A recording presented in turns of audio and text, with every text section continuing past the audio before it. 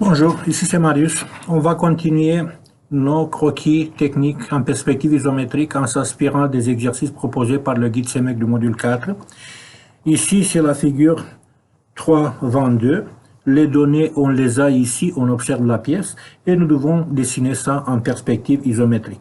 On va utiliser le même approche qu'on a utilisé présentement. Donc, avant de se lancer, dessiner quelque chose, on va établir des bonnes proportions pour la boîte capable qui encadre notre objet, et aussi on va analyser quels sont les solides élémentaires qui composent cette pièce. Or, remarquez ici, s'il vous plaît,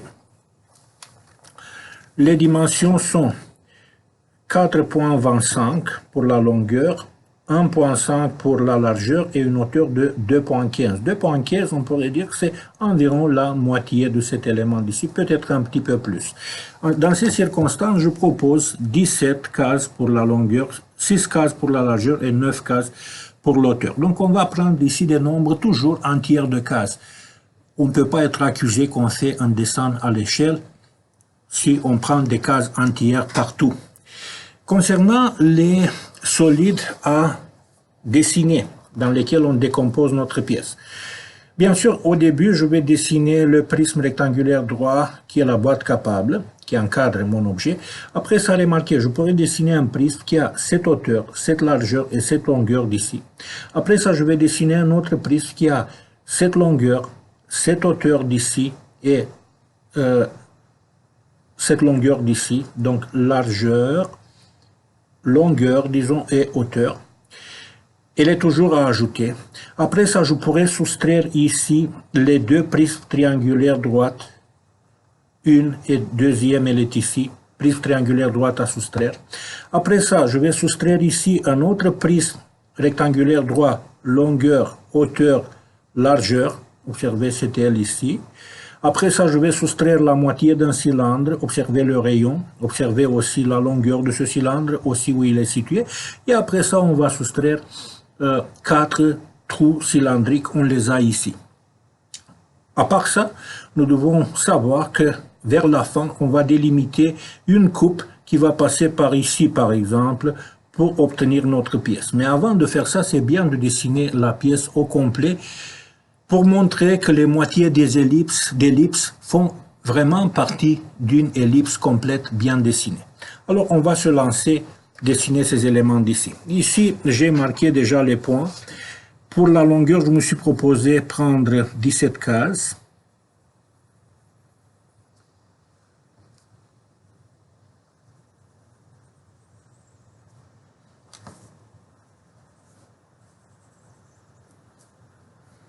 Cette longueur d'ici sera cachée. Pour l'hauteur, 9 cases.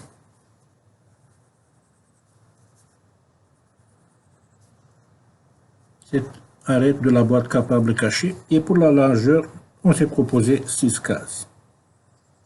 J'aurais pu dessiner un petit peu plus grand. Peut-être que c'était une bonne idée de dessiner plus grand. Mais quand même, je peux dessiner, je considère, même comme ça. Maintenant, on se propose de dessiner cette petite prise d'ici qui a cette hauteur. Je pourrais prendre, par exemple, pour l'hauteur, une case, pourquoi pas.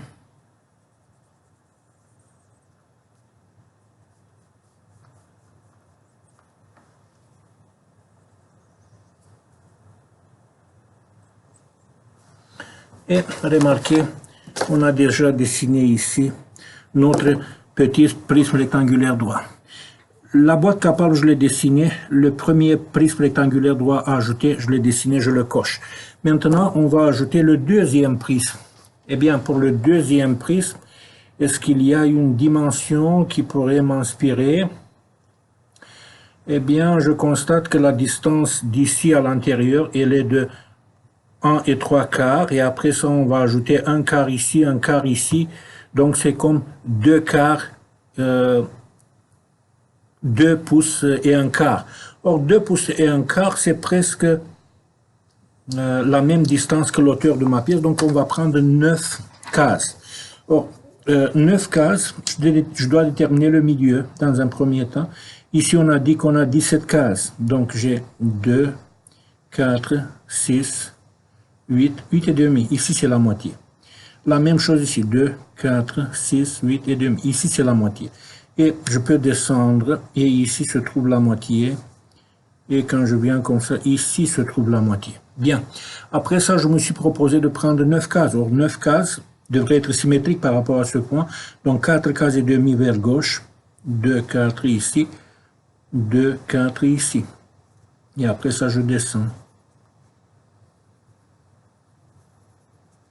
Et après ça, je fais la même chose ici. 2, 4 cases. Ici, 2, 4 cases. Est-ce que les points sont situés sur la même ligne? Oui. Ici, on suppose que c'est caché, mais ici, c'est visible. Ici, ça sera quand même caché. Et ici, aussi caché. Et ici, j'aurai une arête cachée aussi. Ici aussi, une arête cachée. Donc, le prisme que j'ai voulu dessiner, c'est ce prisme d'ici. Est-ce que quand je regarde ma pièce, ça semble bien? Moi, je dirais que oui, ça va. Donc voilà le prisme, longueur, hauteur, largeur. Et on a dessiné un autre prisme rectangulaire droit. Après ça, je dois enlever des prismes triangulaires droits. Or ici, on a une distance qui est de 1. Une distance de 1. Donc ça pourrait être par exemple 2 cases ici. 2 cases ici, 2 cases ici. Et ici, on va compter 2 cases et demi en haut. 2 cases et demi en haut, 2 cases comme ça. Et ici, on va joindre ça. Observez que dans le cas d'un prisme, d'un élément dessiné, ici, en effet, le fait qu'on voit cette face, nous ne devons pas nous forcer à obtenir la même chose parce qu'il semble que cette perspective n'est pas une perspective isométrique. Si vraiment les angles sont à 45 degrés, c'est tout à fait normal que la ligne d'ici va se superposer à cette ligne et je ne vois pas de face plane ici. Donc, c'est une seule ligne, mais par contre, ici, à 2 cases et demi en haut, 2 cases et demi en haut, et ici, 2 cases et demi, c'est comme ça. Bien, donc ici, j'aurai une ligne cachée. Par contre, ici, le prisme triangulaire, je peux très bien l'anticiper. Il est comme ça. Donc, un prisme triangulaire, il est ici, je l'ai enlevé. L'autre prisme triangulaire est ici. Donc, je peux aussi cocher cet élément. Après ça, on se proposait de dessiner un autre prisme rectangulaire droit ici. Puisque l'épaisseur, le paroi de la pièce d'ici semble égal à ça, on va prendre une case. Donc, on va prendre ici une case, et ici, je monte, et ici, c'est une case. Et je descends. Ici, si j'arrive en haut, je constate que la distance d'ici jusqu'ici, elle doit être de 1, 2, 3 cases et demi. Donc ici, 1, 2, 3 cases et demi. C'est jusqu'ici, très bien. Eh bien, maintenant, on a une épaisseur d'une case ici, quelque part, et d'ici en haut, je dois compter aussi 3 cases et demi. Donc, j'ai 1, 2, 3 cases et demi, c'est ici. Donc, c'est jusqu'ici que je dois avoir ma ligne verticale. Et l'autre ligne verticale, elle va jusqu'ici. Après ça, ici, on va compter la même chose. Donc, 3 cases et demi. Donc, c'est ici le point situé en haut. 3 cases et demi, c'est ici. Ici, 3 cases et demi, c'est ici. Je descends. Et je pourrais compter ici comme ça. Donc, c'est 1, 2, 3, 4 cases et demi. 1, 2, 3, 4 cases et demi. C'est jusqu'ici. Et ici, quand je viens comme ça, je dois arriver sur la même hauteur. Regardez, c'est ici. Et la partie d'ici, elle sera cachée. La même chose ici. On a dit 4 cases et demi. 1, 2, 3, 4 cases et demi. Et j'arrive ici. C'est très bien. Et voilà, ici, on a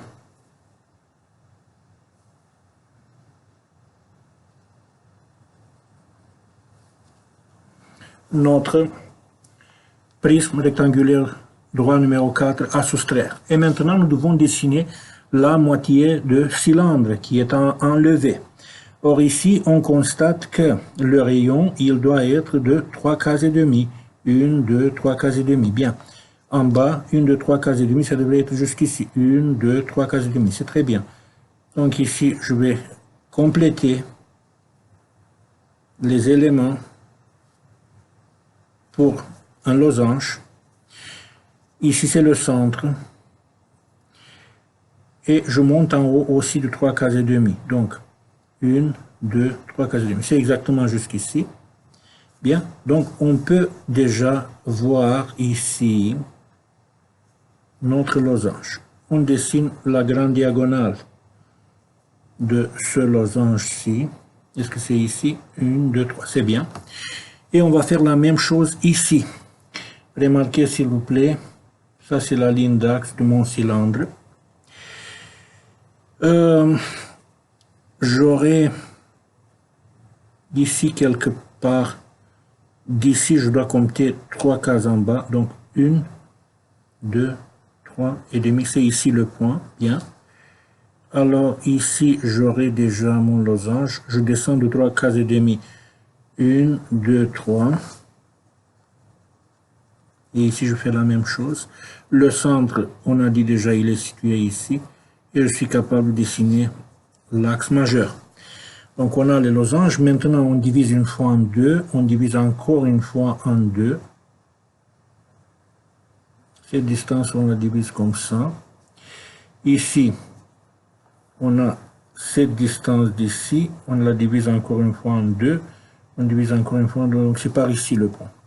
Et maintenant nous sommes capables de dessiner notre ellipse au complet.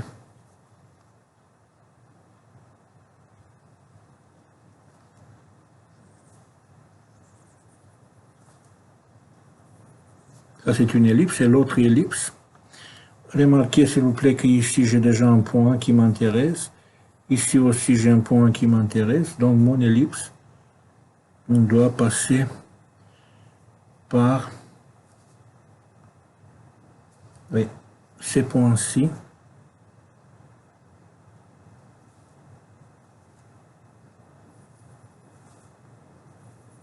Voilà. Ici j'aurai une génératrice de contour qui existe en réalité. Ici par contre ça va disparaître. Je vais garder seulement cette portion d'ici. Et on va voir comment on procède avec le reste. Mais on a dessiné déjà cet élément et maintenant nous devons dessiner les autres 4 trous cylindriques identiques. Ici, on va regarder un petit peu les positions et les dimensions. On pourrait dire que c'est une petite distance à la marge. C'est la moitié de 1 pouce, la distance par rapport à la marge. Donc on pourrait prendre par exemple une case et demie. Une case et demie, on va compter comme ça. Une case et demie, on va compter comme ça. Et aussi une case et demie, on va compter comme ça. Et ici, quelque part, on va dessiner les lignes d'axe. Et c'est ici le centre de mon losange. On pourrait prendre une dimension de combien? On va exagérer un petit peu, on va prendre une dimension d'une case. J'espère que ça serait une bonne idée.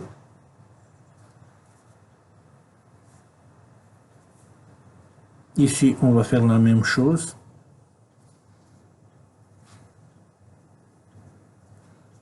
Et la même chose, on va faire en bas. Donc, à une distance de une case, ça veut dire ici, c'est le centre cette fois.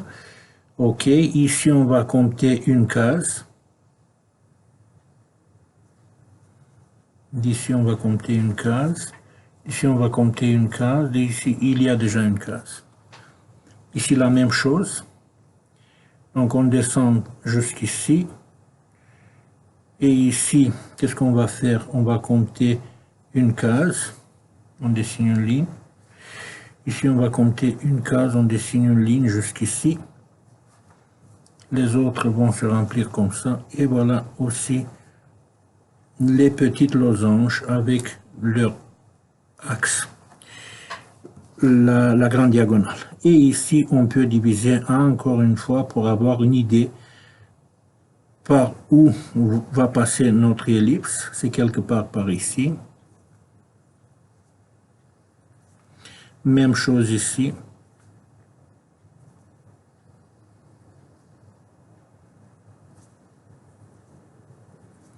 Et la même chose, on va dessiner encore une fois en bas.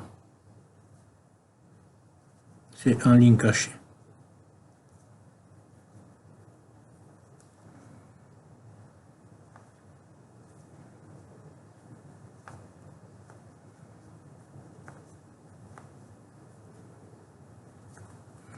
Génératrice de contour. Eh bien, la même chose, nous devons dessiner dans ce coin d'ici. Il y a un petit peu de travail à faire.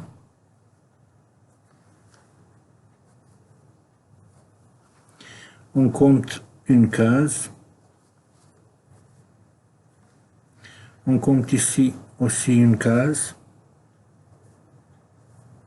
Et on détermine les losanges qui nous intéressent. Les losanges bien déterminés et l'axe majeur vont nous aider énormément à dessiner bien les ellipses. Bonne orientation, bonne proportion entre l'axe majeur et l'axe mineur.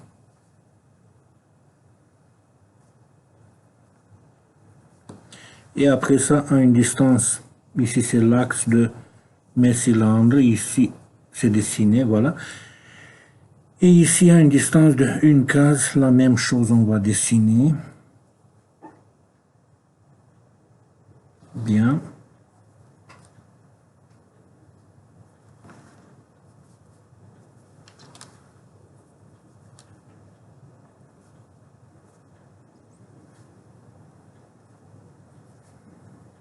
Ici, ça sera visible. Ici, la même chose. Bien.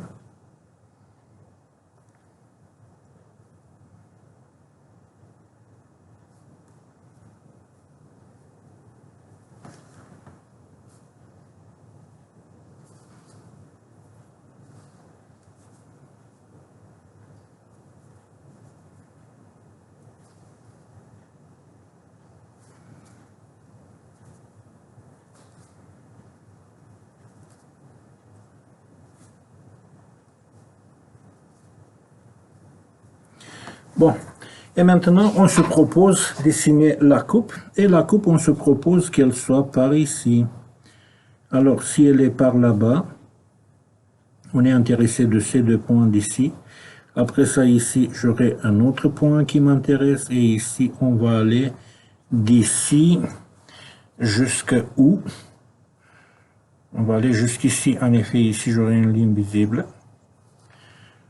Voilà, on va aller jusqu'ici avec cette ligne, et avec l'autre on va aller jusqu'à où, parce qu'ici je dois dessiner une autre ellipse ici. C'est ça le comique de la situation, je dois dessiner une autre ellipse à une case et demie ici.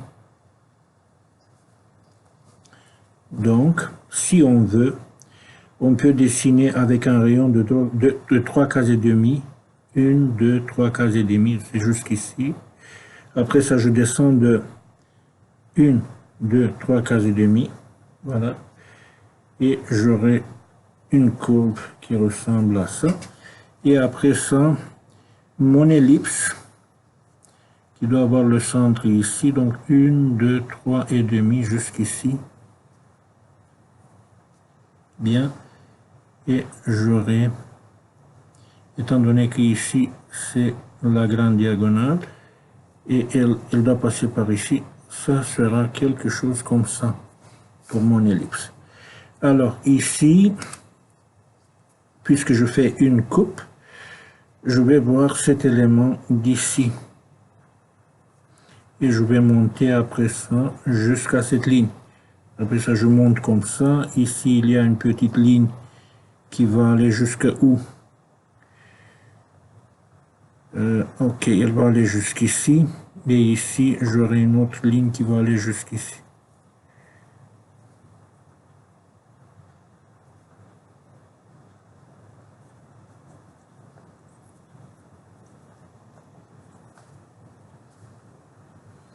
Bien. Et puisque ici, j'ai une distance de une case, ça va aller jusqu'ici.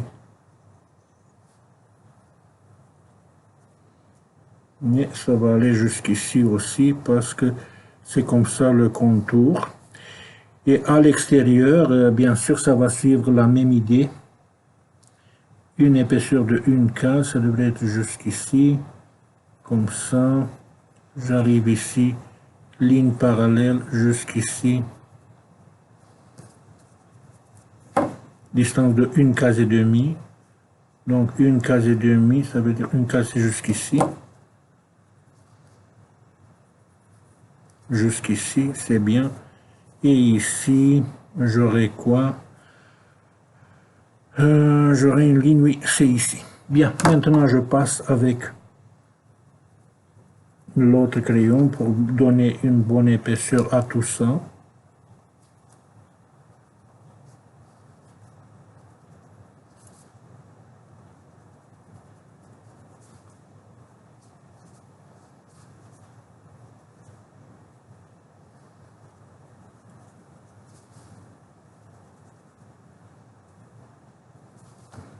Ici, c'est la moitié de mon ellipse.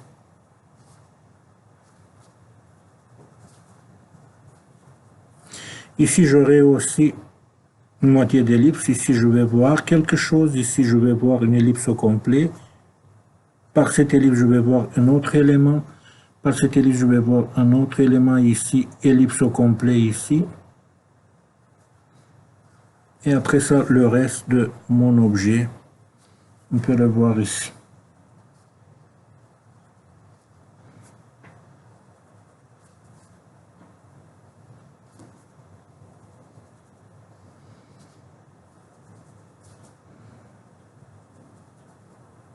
Voilà, une partie de mon ellipse. Ici, il y aura aussi une partie à voir. C'est bien. OK. Et comme nous avons dit déjà, les hachures devraient être parallèles à cet axe majeur de l'ellipse. Et on va utiliser le quadrillage de ma feuille. Remarquez, je peux utiliser le quadrillage de ma feuille comme ça. Très bien, je peux l'utiliser. Ici aussi des petites hachures. Ici des petites hachures qui devraient être comme ça.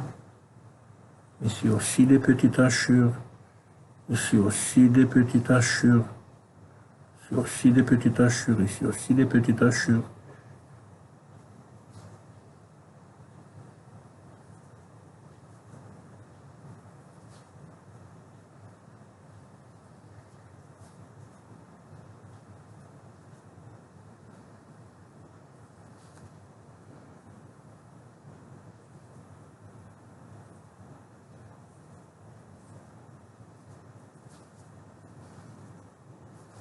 Voilà, on a les hachures, on regarde un petit peu si on a bien ici, les hachures n'existent pas, désolé. C'est seulement ici que les hachures existent. C'est bien, le contour est bon. Ici, on a bien dessiné le contour de la pièce, il est en ligne continue, visible, etc. Maintenant, puisque ici, on a quelques notes, c'est bien d'écrire la note. N'oubliez pas que ici, je n'ai pas donné la bonne épaisseur, une autre épaisseur aux lignes parce que cette partie a été enlevée. Mais ici, il y a une note qui concerne le matériau. Donc, fonte blanche. Et je pourrais ajouter aussi mon nom, la date qui est de 10/02/2020 et d'autres éléments concernant la pièce, le nom de la pièce, le numéro de dessin, etc. Donc, on a terminé cette vidéo dans un temps de 24 minutes. On a obtenu une coupe. Moi, je vous remercie et je vous souhaite succès dans votre pratique. À bientôt.